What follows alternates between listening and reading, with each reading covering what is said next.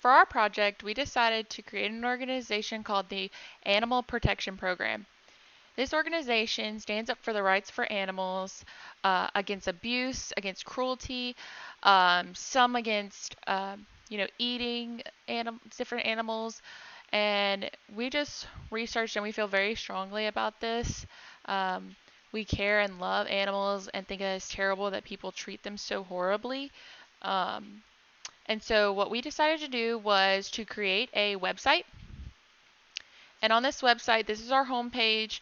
On this website, you can find facts, different animal activists, our plan to reach out to people.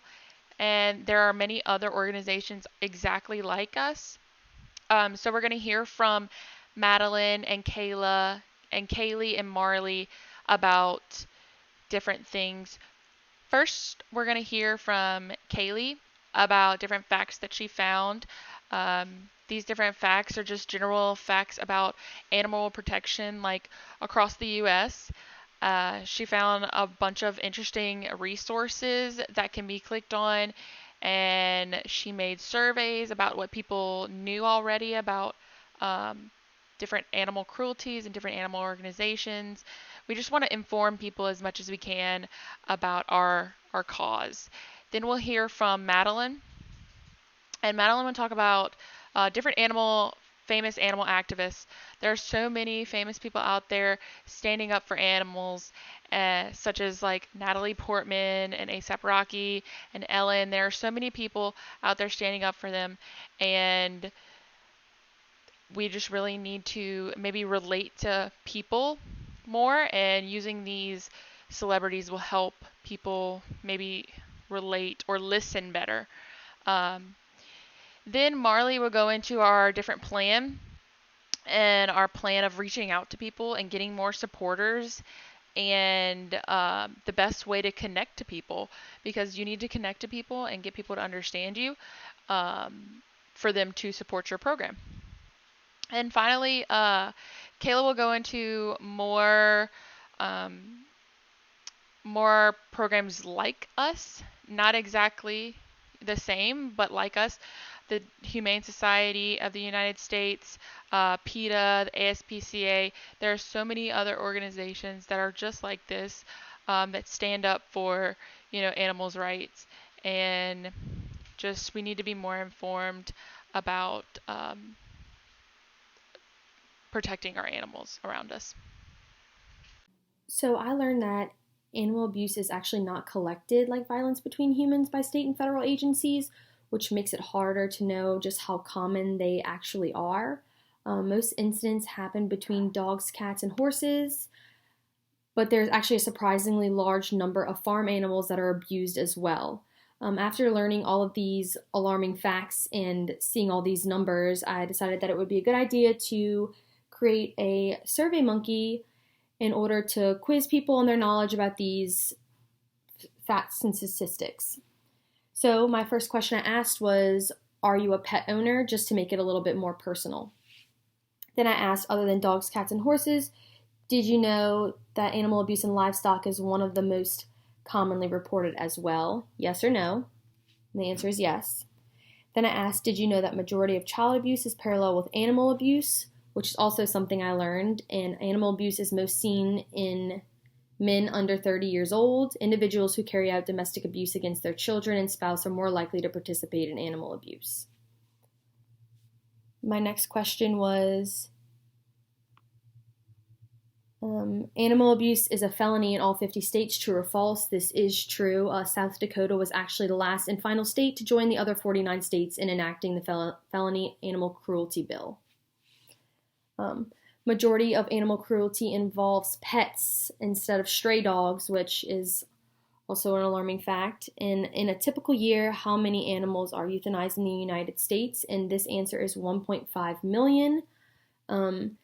There's about 6.5 million companion animals that enter the U.S. animal shelters nationwide every year. On average, about 3.3 million are dogs and about 3.2 million are cats. And then each year, about 1.5 million of those animals are euthanized.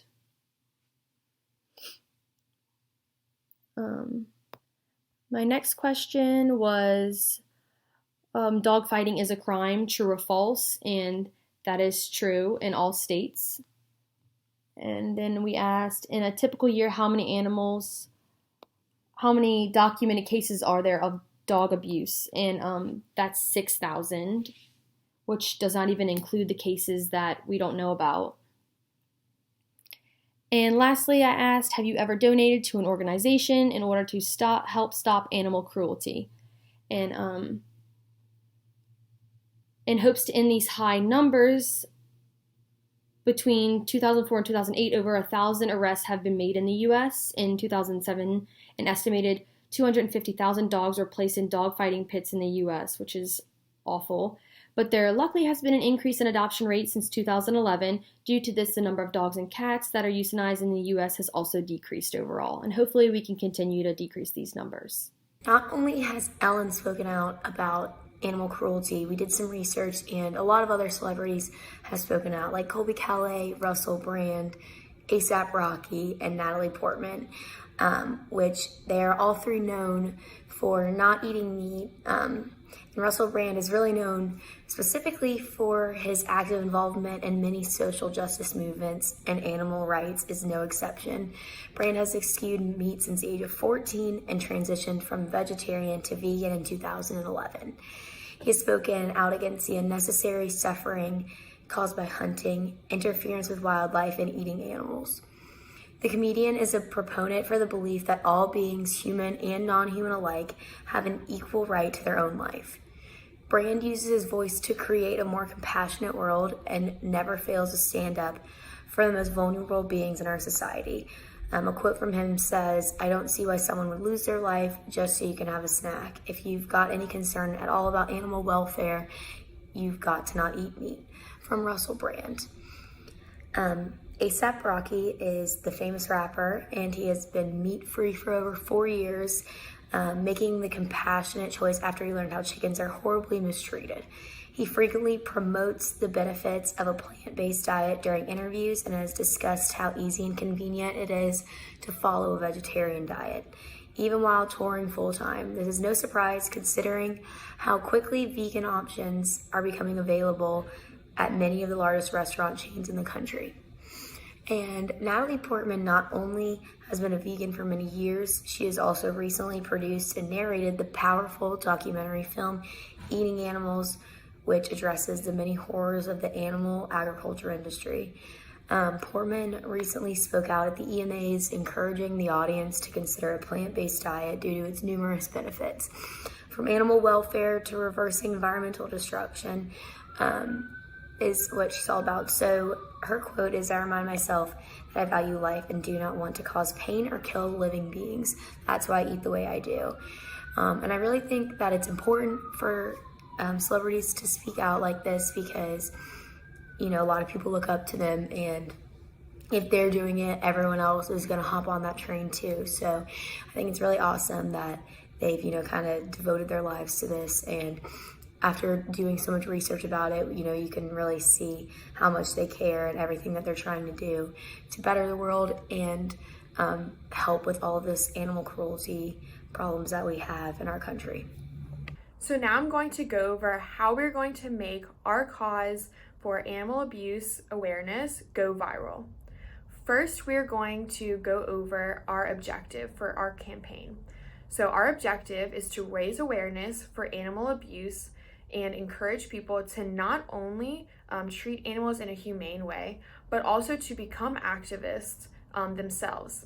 By empowering people to become activists, this will create a movement for our cause that's bigger than just us. So for our objective, we have 3 tactics. Our first tactic is to create a website that has information and resources for the public that's free for them to access. This website will include information about our organization, about background research about animal abuse and disheartening statistics, also organizations that are effectively fighting for our cause that people can trust, as well as celebrity advocates that people can look toward.